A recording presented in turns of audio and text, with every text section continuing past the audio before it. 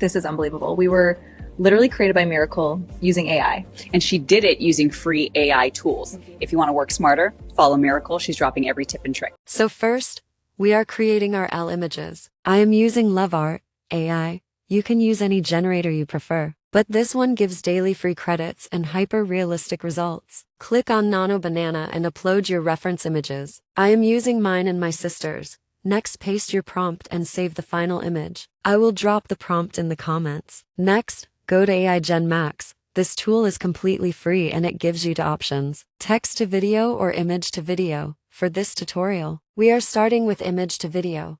Upload your image and paste your prompt. Because we are using to people, your prompt needs to clearly describe what each character is saying and doing. For example, what the woman on the left says and what the woman on the right says. I will include my exact prompt in the description. Now, here's the issue. The image to video did not keep the character consistent. Even after trying it twice, I tested text to video too. Same problem. The audio is clean, the lip sync is good, but the faces do not stay consistent. AI Gen Max is great for a free tool, but that is its main limitation. If you want consistent faces, I recommend switching to VO3.